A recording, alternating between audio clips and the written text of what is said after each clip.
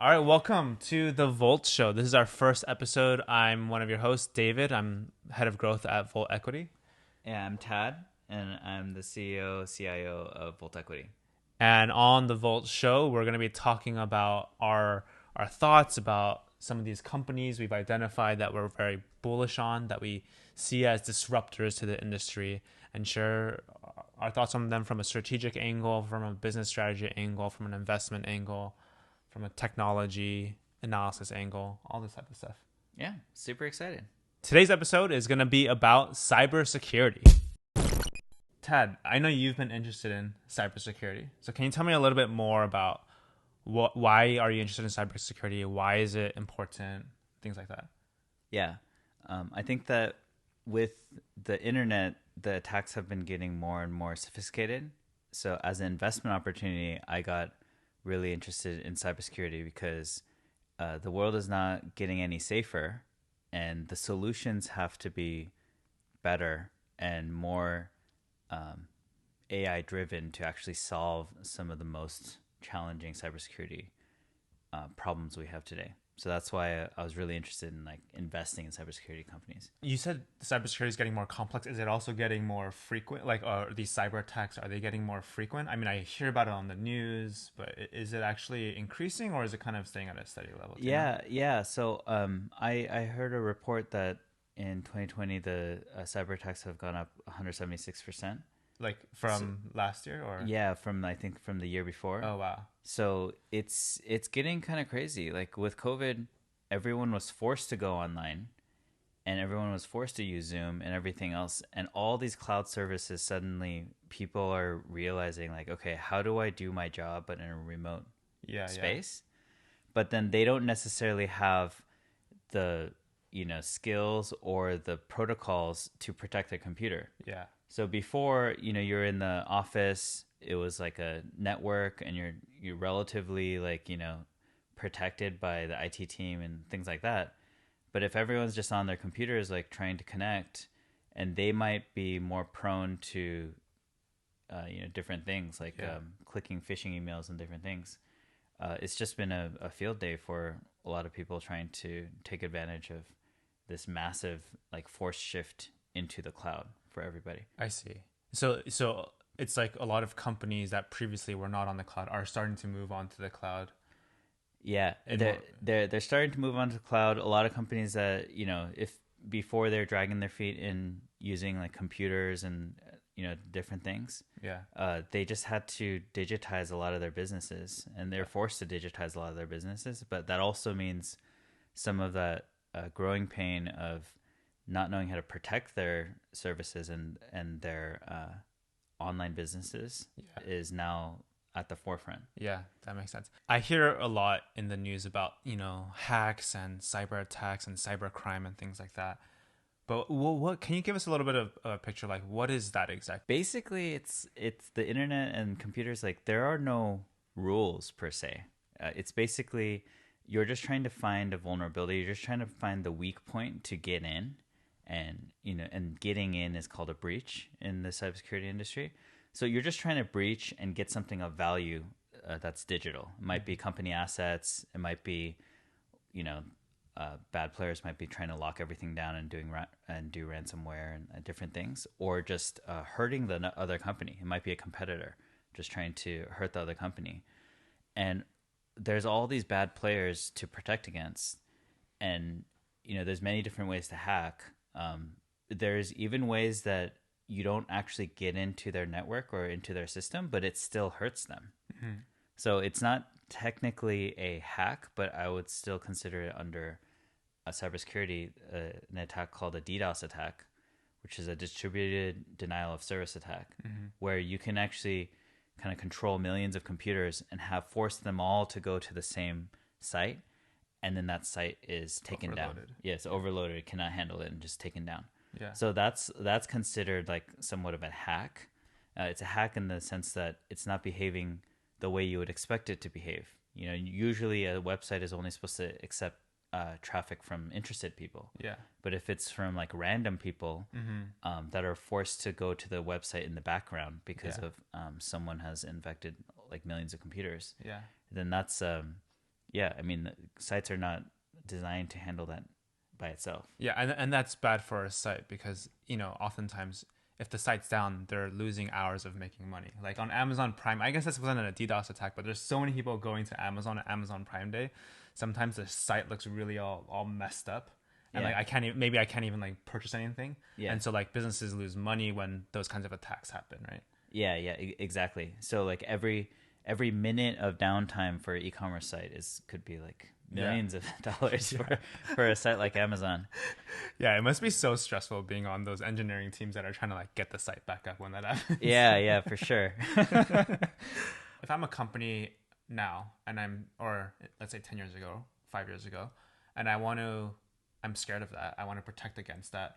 What's the traditional route that companies would take to protect themselves from cybersecurity or cyber attacks? Yeah, yeah. I mean, a traditional route that if you just kind of thought, hey, it's the same thing, 20 years ago of how to secure a computer is the same way as today, right? If you're just kind of thinking the traditional way, you might tell everybody, hey, just get Norton antivirus on your computer.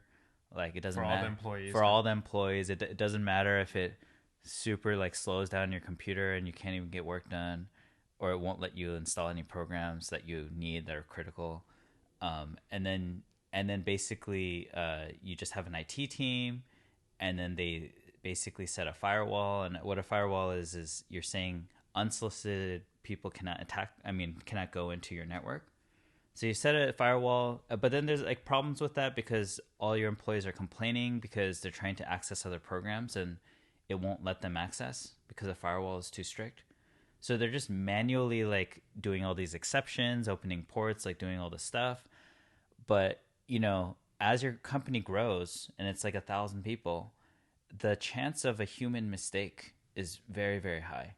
It's very, very hard to protect against a hack because you can do like 99 things right, but that one thing that you forgot is all that's needed for the hacker to get inside because they're just looking for vulnerabilities, right? They don't care that you're strong in like all these other areas. They're just looking at the one weak point, the one thing that you forgot basically to get in.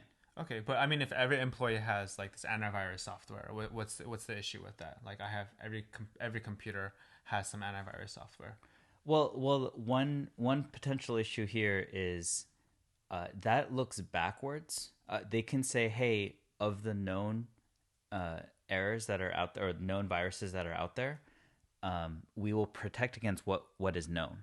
But if you're a hacker and you just created like a new virus that has never been seen before, there's no like antivirus patch for that. So then when you attack that computer and say you had the outdated way of doing it, usually like a computer needs to restart after you install the new antivirus patch. So then what if you were attacked with a new virus and your computer like is not allowed to restart? Like, it hadn't updated yet. Yeah, it hasn't updated, but then the virus doesn't care about that. A virus installed itself without restarting. Then you're not protected. And even if the antivirus like identifies itself, or like there's a new patch that protects against that particular virus, you can't even apply it to your computer if you've already been infected. I see. Makes sense. So we've talked a lot about how cybersecurity is a growing issue, how it can affect companies and how attacks happen, and the traditional way that people have fought against that, and some of the shortcomings of that. What do you see? I know you're interested in this company called CrowdStrike. Can you tell me about like why are they compelling to you in this world? Yeah, so I'm super excited about CrowdStrike because they don't when you have their client, and by client I mean like their antivirus software on the computer, it doesn't have like version numbers, it doesn't have any of that stuff, and it's lightweight, so it doesn't bloat and really slow down your computer like the old way of doing things. It actually is just barely uses any system resources because everything else is on the cloud. And another thing is it doesn't require a system reboot. So, there's a huge vulnerability when you are forcing, these updates to go through a reboot, because if you're already infected, you just have no way out. Like there's nothing you can do basically until there's it's very, very difficult to fight existing viruses and stuff. So they have like a superior technology because they're fully in the cloud, and it's also superior in that it has AI. Okay. So when you have AI, it really, really changes the game for cybersecurity, because essentially you get stronger, as millions and millions of attacks are being attacked all throughout the world. The whole like CrowdStrike brain, their Falcon platform, gets stronger. Can you explain that a little bit more? It's kind of like AI. AI is artificial intelligence. The computer just kind of learns.